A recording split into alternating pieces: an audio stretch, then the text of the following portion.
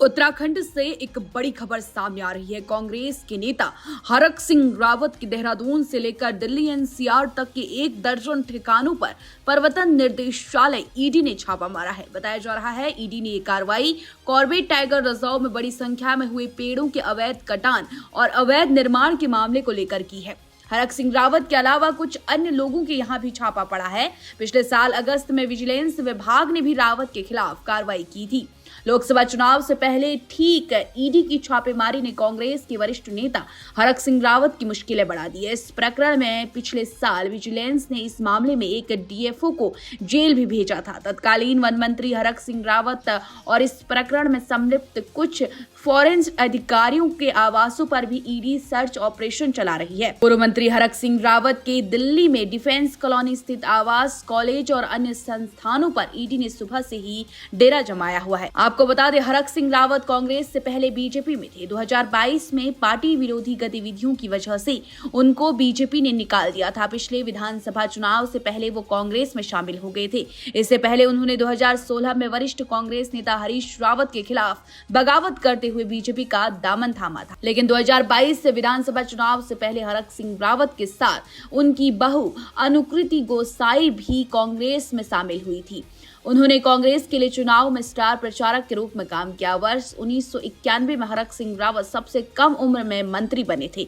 उन्होंने पौड़ी से विधानसभा चुनाव जीता था। उन्होंने रुद्रप्रयाग, लैंसडाउन और कोटद्वार से विधायक के रूप में भी जीत हासिल की है। लेकिन अब ठीक लोकसभा चुनाव से पहले इस तरह से ईडी की छापेमारी ने कांग्रेस के वरिष्ठ नेता हरक सिंह रावत की मुश्किलें बढ़ा दी हैं।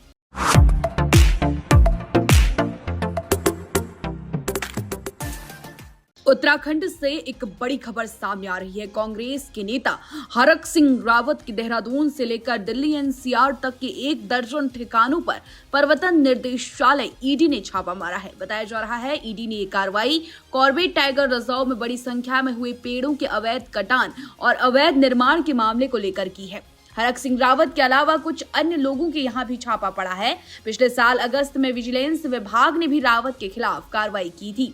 लोकसभा चुनाव से पहले ठीक ईडी की छापेमारी ने कांग्रेस के वरिष्ठ नेता हरक सिंह रावत की मुश्किलें बढ़ा दी है। इस प्रकरण में पिछले साल विजिलेंस ने इस मामले में एक डीएफओ को जेल भी भेजा था। तत्कालीन वन मंत्री हरक सिंह रावत और इस प्रकरण में संलिप्त कुछ फॉरेंसिक अधिकारियों के आवासों पर भी ईडी सर्च ऑपरेशन चला रही है। पूर्व मंत्री हरक सिंह रावत के दिल्ली में डिफेंस कॉलोनी स्थित आवास, कॉलेज और अन्य संस्थानों पर ईडी ने सुबह से ही डेरा जमाया हुआ है। आपको बता दें, हरक सिंह रावत कांग्रेस से पहले बीजेपी में थे। 2022 में पार्टी विरोधी गतिविधियों की वजह से उनको बीजेपी ने निकाल दिया था। पिछले विधानसभा चुनाव से पहले वो कांग्रेस में शामिल हो गए थे। इससे पहले उन्होंने 2016 में वरिष्ठ कांग्रेस नेता हरीश रावत के खिलाफ बगावत करते हुए बीजेपी का दामन थामा था। लेकिन 2022 से विधानसभा चुनाव से पहले हरक सिंह रावत के साथ उनकी बहू अनुकृति गोसाई भी कांग्रेस में शामिल हुई थी।